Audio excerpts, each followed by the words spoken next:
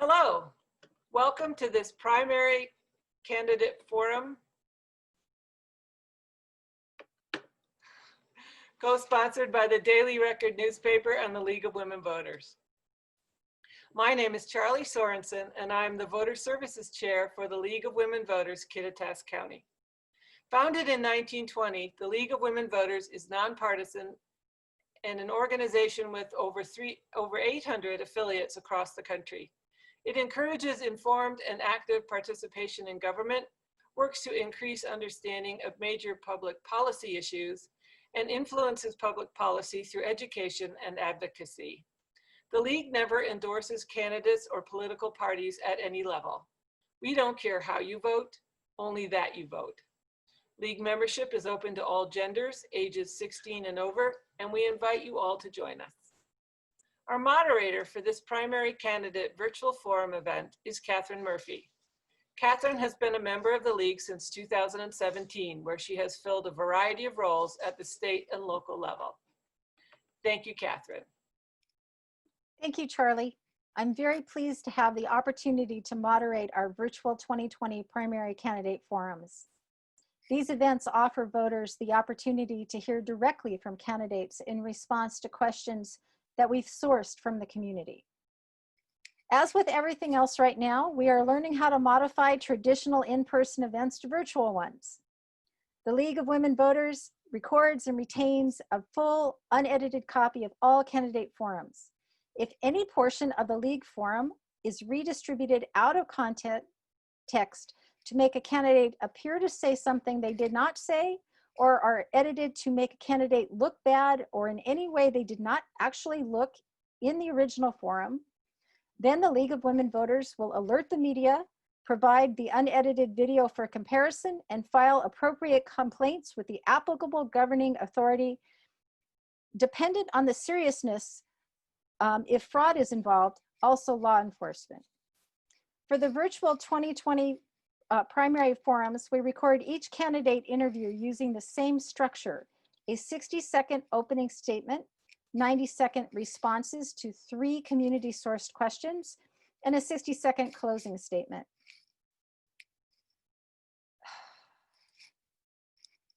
The forum recordings are being offered in 2 formats. Viewers can watch each interview as a standalone choice, and they can watch a 5-part playlist which shows all candidates in the order they appear on the ballot, answering the same question in a compiled video. Part 1 includes the introduction and each candidate's opening statement. Parts 2 through 4 show each question being asked, then the candidate's responses, and Part 5 shows each candidate's closing statements, plus my closing remarks. The forum recordings will be available at the Kittitas County League website and on our YouTube channel, on the Ellensburg Daily Record website, and on Ellensburg Community Television, Spectrum Channel 191, and Inland Networks television channel. The Congressional U.S. House of Representatives, the job description that we have taken from Wikipedia is: the House is charged with the passage of federal legislation known as bills, which after concurrence by the Senate are sent to the President for consideration. The House also has exclusive powers. It initiates all revenue bills, impeaches federal officers, and elects the President if no candidate receives a majority of electoral votes. 8 candidates are running for the Congressional 8 U.S. District House of Representatives seats. 3 of us are joining us this evening: James Mitchell, Jesse Jensen, and Dave Saulibio. The other candidates either did not respond or they declined our invitation. It's now time for opening statements. Mr. Mitchell is first, and you have 60 seconds to make your opening statement. We would like to welcome you to our forum. Thank you.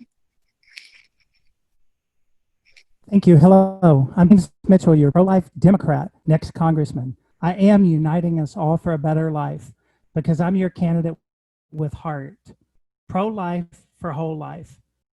I've been called an anomaly because I'm a hybrid mix of the best of the Republican Party and the Democrat Party, taking the best of both worlds. I grew up in the less fortunate realm, and I've been through 99% of what anyone here has been through before, so that makes me relatable to you. And my heart's been broken for everything from homelessness to low wages to inadequate and unaffordable housing to lack of innovative jobs and manufacturing. And I have solutions for all those as an entrepreneur that I am. And I just am looking forward to being able to continue working with this process so one day when I get into Congress, I can start implementing all these opportunities for our community. Thank you. I'd like to welcome Jensen to the forum. And Mr. Jensen, you have 60 seconds for your opening remarks. Thank you so much, League of Women Voters and Daily Record. I really appreciate the opportunity to speak. I'm the Republican running for the 8th Congressional District. I grew up on the working edge of poverty. My dad was a pastor. I grew up in small towns, went to public schools, went to DC to work for Senator John Thune, who I drove to Walter Reed Medical Institute in 2007. There I met a wounded warrior who only wanted to go back to Iraq. That moved me to enlist and become a captain in the Airborne Infantry and then join Special Operations Command, where I ultimately served 4 combat tours and earned 2 Bronze Stars. I'm the father of 3, as you can see from the backyard here, and I'm happy to live and hail from Bonnie Lake. I'm running because I think we need more servant leadership in DC, and I'm proud to have the endorsements of Dave Reichert, Senator Slade Gordon, Rob McKenna, the Kittitas County Sheriff Clay Myers, the Chelan County Sheriff Brian Burnett, and a host of others. And again, running for servant leadership to bring some more common sense to the other DC. Thank you again so much for the opportunity to speak with you all. Thank you. Now we'd like to welcome Dave Saulibio. And it's now time for your opening statement of 60 seconds. Hello, everyone. I'm Dave Saulibio. I'm a Trump Republican. I believe President Trump is going to rebuild our economy bigger and better, but Congress needs to help him. Trump is fighting for all of us with one hand tied behind his back. The candidate you elect will either make his job easier or complicated the next 2 years. If I am elected, I will do whatever it takes to help President Trump succeed so we all prosper. So, to my fellow Trump Republicans and disillusioned Democrats, make no mistake, this election is a fight for liberty and freedom, almost like it was back in 1776. Remember, we are American citizens. We're not subjects. Visit my website, alltrumpdave.com. Thank you. Thank you. Question 1. If elected, what are your top 3 legislative priorities that you believe will provide the most benefit to the people of your district and why? Mr. Mitchell, you have 90 seconds to respond. Thank you so much. The first priority that I'm running for is pro-life for whole life, which means cradle to grave, womb to tomb. That includes more affordable and safe options for expectant mothers who would either consider keeping their child or putting it up for adoption if they were able to carry it to term and then have that life be spared. We need more support for expectant women so that women have more choices. In addition to that, we need affordable housing right here in this area. I've lived here 24 years and I've seen it always be not affordable for those with wages not being able to really afford what's needed just for the basic living standards. We also need innovative manufacturing jobs. So with jobs, we have better paying job opportunities, plus we have innovative manufacturing, plus we have the healthcare subject as well. Many people are always looking for natural alternatives, and we need some natural alternatives to be introduced and helped for people to be able to have those as well. So there are many options that we have, things that we need, and I have solutions on jamesmitchell4life.com. Thank you. Mr. Jensen, if elected, what are your top 3 legislative priorities that you believe will provide the most benefit to the people of your district and why? And you have 90 seconds.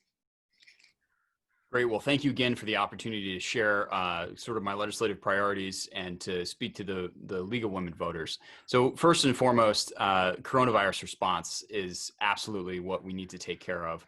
I believe that we need to provide a hand up rather than a handout approach. I believe that we need direct stimulus payments to consumers so that they can actually stimulate the economy and we can have a quicker or V-shaped recovery.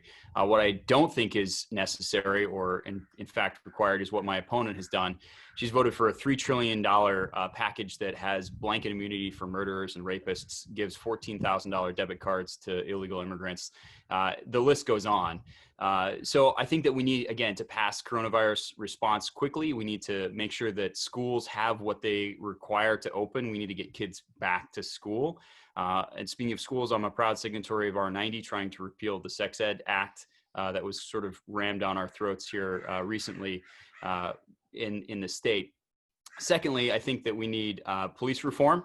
I'm proud to stand with Senator Tim Scott, the only one of two African-American men in the Senate who recently passed or tried to pass a Republican bill that unfortunately was shot down in the Senate Democrats for political reasons.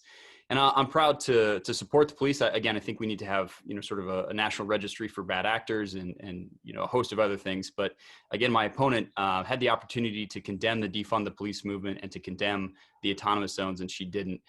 For my third and final priority, I think you can go to our website, jessejensen2020.com. It includes healthcare, transportation infrastructure, the environment.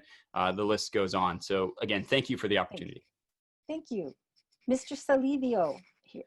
Question 1 for you. If elected, what are your top 3 legislative priorities that you believe will provide the most benefit to the people of your district and why? You have 90 seconds. There are 3 areas I would look at. First, I would work to support legislation that would rebuild infrastructure, new and better roads, new bridges, fix our dams as needed. I want to make sure we have sufficient and effective means to support commerce. Commerce is business, more commerce, more business, more jobs. More jobs, higher wages achieves the American dream. It improves our quality of life. Second, I want to help make sure that in rural areas, we have adequate medical facilities. Personally, it would be very disconcerting not to have a hospital within reasonable driving distance. Third, I would support our farmers by backing President Trump on his mission of fair trade, as opposed to free trade. That is, make sure that our farm products don't get the short end of the stick. While these 3 issues sound good on paper, I'm more comfortable if I had a specific roadmap. Here's what I propose to do. If elected, I'm going to conduct town hall meetings and focus groups because I like data. I like data. Data sets me free. I'm a trained, certified meeting facilitator. I use a disciplined process to conduct my meetings. I guarantee you, within 45 minutes with a group of people, I can have a plan put together that would normally take 4 to 6 hours to accomplish. And I will do this throughout the whole 8th district. I will then roll everything up into a master plan. Thank you. This question is for Mr. Mitchell first. Again, question 2, as a community leader, what are you doing to mitigate the pandemic crisis and protect those impacted? If elected, what actions will you champion and how will you handle non-compliance? Mr. Mitchell, you have 90 seconds for your response. Thank you so much for that.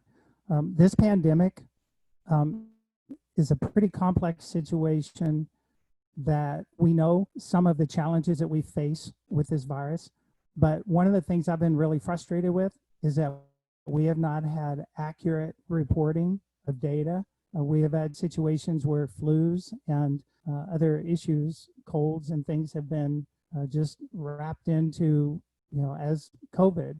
We need accurate reporting. We also need testing for people that the testing itself is improved. Because with the testing right now, if I get tested, if I've had a previous cold, a flu, or some kind of an issue, it's going to show up that I am potentially COVID positive and I'm going to end up on a list. So we do not have right now the accurate standards for testing. Those need to be improved. And then we also need to be looking at how to handle and address those who feel the need for security. If they're health compromised, they need to absolutely do whatever they need to do, wear a mask, whatever they need to do for their habits. But for those who do not have health challenges, who have strong immune systems, and who don't feel led to have to wear a mask, then they shouldn't have to. So we need to be considerate of everyone. And along with that, we need sensible direction. We need sensible testing and guidance. And I've been so skilled and researched in this whole category that I'm fully prepared to bring it.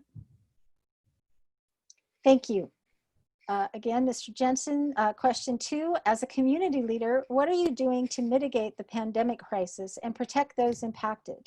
If elected, what actions will you champion and how will you handle non-compliance? You have 90 seconds.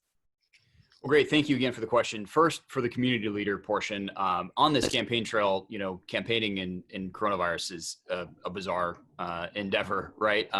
As you can see by me joining you here from your backyard. What we've done on the campaign is try and get folks information, right? So we've been sharing and been working with Bruce Danmeyer, the Pierce County executive, been working with the county commissions out on the east side, just trying to make sure that folks are receiving information.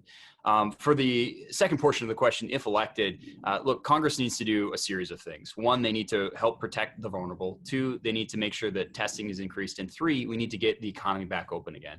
And sort of in reverse order, getting the economy back open again means that, we need to ignore sort of the prognostications from a lot of the folks on the left that you can just work remote and that, essential workers can, sort of do their job from their home. Firefighters, police officers, grocers, these are folks that know that they're essential. They know that they have to go into work. We need to get schools open back up again, and we need to be creative in how we do that. A large part of that is ensuring that schools and municipalities have the funding that they need and that consumers are spending, because consumer spending accounts for over 40% of our economy. And we need to make sure that we actually have the resources there and available so that folks can actually go back out and spend money. I think we've seen time and time again that the folks in charge today, especially in Washington state, seem to be picking winners and losers. You can go and buy your marijuana, but you can't go to a church service. Your big box stores are open, but some of these small businesses are getting crushed. As I was driving to Enumclaw for an appointment for my wife, I passed a sign that said, I thought the point was to flatten the curve, not flatten small businesses. I think we absolutely need to make sure that folks are able to get back to work, and included in that, and absolutely is necessary, is making sure that farmers are protected and that we have good access to the PPP loans. Thank you. Mr. Saulibio, question number 2 for you. As a community leader, what are you doing to mitigate the pandemic crisis and protect those impacted? If elected, what actions will you champion and how will you handle non-compliance? You have 90 seconds. I'm going to answer this question a little bit differently. The roadblocks right now are governors and mayors, not President Trump.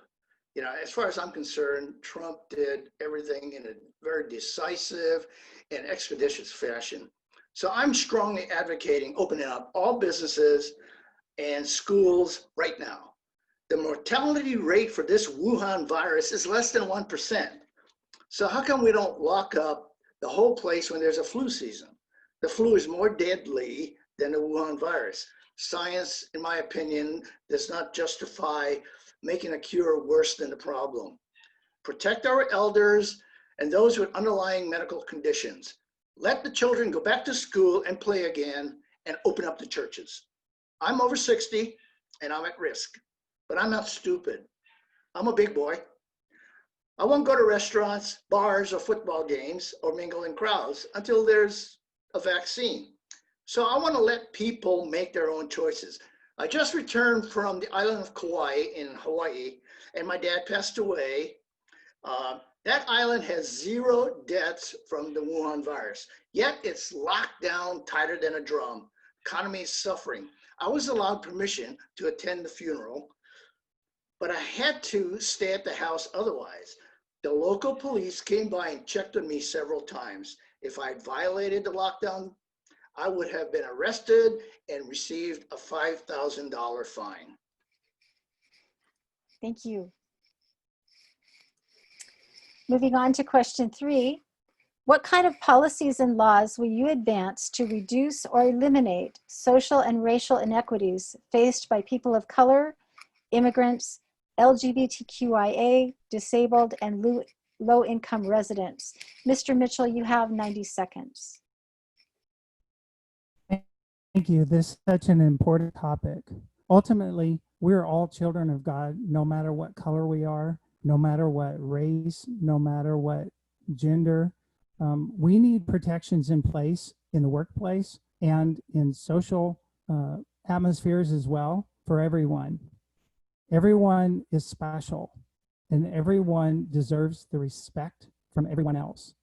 And when it comes to any kind of inequality, that just can't be tolerated. We have to have laws and rules and enforcement to protect those and, prosecute those who are, prosecute the ones who are, causing the problems and protect those who need the protections from it. Our law enforcement, we do need reform and some better training and some things in those areas. We do need law enforcement. We don't need to defund the police departments. That's not even going to go there with where that would end up leading to. But essentially, we just need proper law enforcement, proper training for them, and then we need to respect everyone and remember that we're all the same. We have differences, but it's our sameness that unites us. And that's what I'm all about, is uniting, just like my campaign slogan, uniting us all for a better life. Mr. Jensen, what kind of policies and laws will you advance to reduce or eliminate social and racial inequities faced by people of color, immigrants, LGBTQIA, disabled, and low-income residents? You have 90 seconds for your response. Yeah, so I think that's a very important question. Kind of the theme and the mantra of my campaign has been servant leadership. And servant leadership is something that I learned in the military, putting the needs of the men and women under my command first and foremost. When I was, taking hills and going on special operations night raids, no one asked me if I was a Republican or a Democrat. No one cared if I was white, black. No one even cared if I was gay. In fact, I'm proud to say that I'm been endorsed by the Log Cabin Republicans, which is an LGBTQ group within the Republican Party. As far as what rules or laws I would pass, again, I think that the American dream should be attainable by all. And that's really where I would focus, is deregulation and lowering taxes so that we can ensure that folks have an unrestricted, untethered access to be able to create wealth and come out of poverty. I think that that's a lot harder for a lot of folks in different communities, and that's something that we need to really focus on, eliminating discriminatory practices in lending, eliminating discriminatory practices in policing.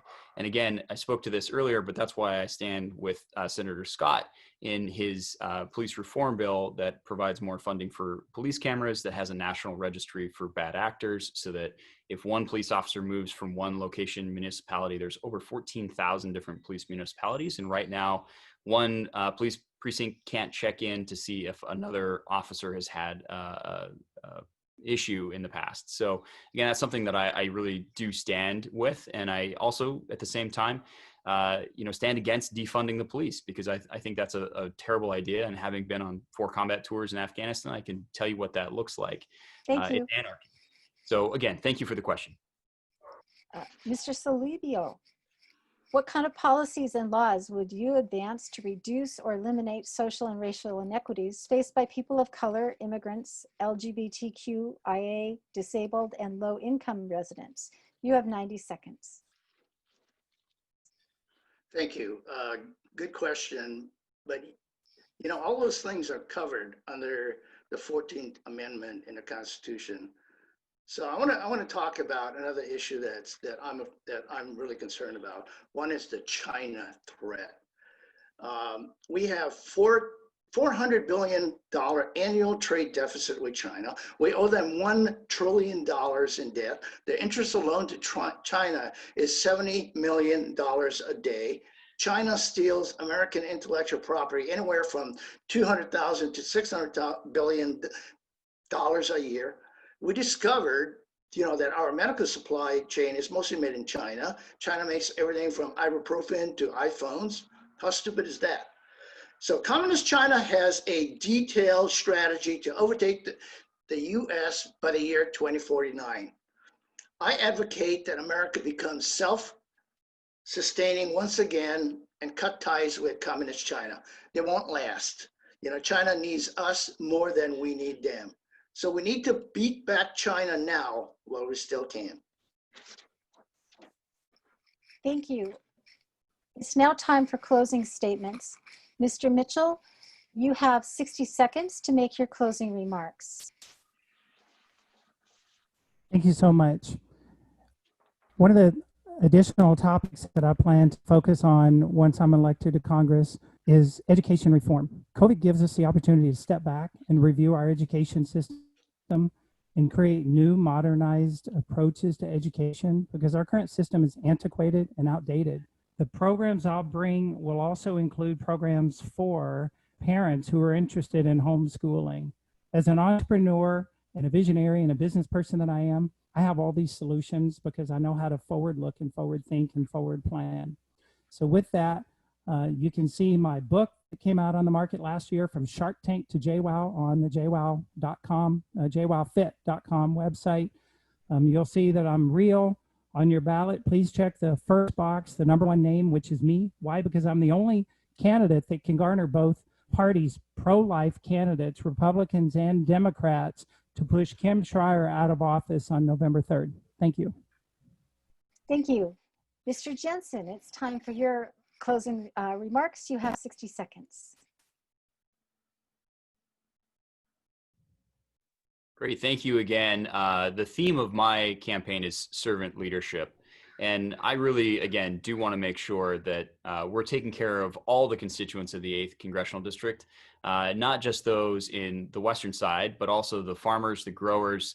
And one of the reasons, you know, that I've been so excited about this candidacy is because of the folks that have endorsed me. I'm proud to be endorsed by the Washington State Farm Bureau, by Congressman Dave Reichert, by Senator Slade Gorton, by Attorney General Rob McKenna, by former state legislator Jan Charbrough. The list goes on. The Kittitas County Sheriff, the Chelan County Sheriff Brian Burnett, the Mayor of Ording, Josh Penner, the Mayor of Bonnie Lake, Neil Johnson, the King County Republicans, the mainstream Republicans, and again, I think I mentioned it, but I'll mention it again, the Washington State Farm Bureau in the primary. So again, thank you for the opportunity. I hope to see you out on the campaign trail, and thank you again for allowing me to speak. Thank you. Mr. Saulibio, it is now time for your closing remarks, and you have 60 seconds. About 30 years ago, my wife Wendy was stricken with progressive multiple sclerosis, the worst kind of MS. Wendy suffered as a quadriplegic, but she hung in there so our kids could have a mom. I raised our 3 kids like a single parent, caring for Wendy while working as a manager at the Boeing Company. Wendy died in 2014. To the very end, I kept my promise I made to her on our wedding day. You see, I'm old school. I never make a promise I can't keep. So as your congressman, I'm gonna make you 2 promises. 1, I promise service over self-interest. 2, I will always put America first, period. So please visit my website, alltrumpdave.com. Thank you. Thank you. I would like to thank candidates James Mitchell, Jesse Jensen, and Dave Saulibio for joining us and sharing your views with the voters of Congressional District 8. You're welcome.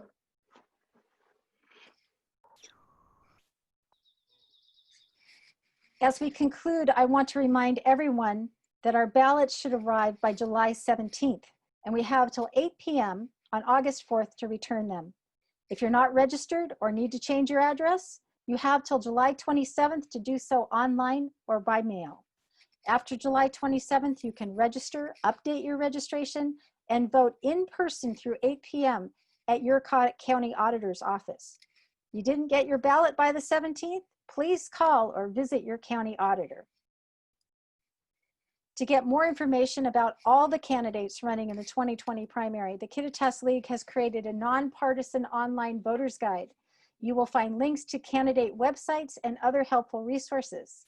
You can get information also at vote411.org and at the Washington State Secretary of State's office. I want to thank the candidates, all three of you who made the time to participate in this event. The Kittitas County League wants to thank the Ellensburg Daily Record newspaper for co-sponsoring the 2020 primary forums, and to Ellensburg Community Television, Spectrum Network, and Inland Networks for showing the forum videos throughout our county. Finally, thank you to the many league volunteers who makes this event possible. Your vote matters.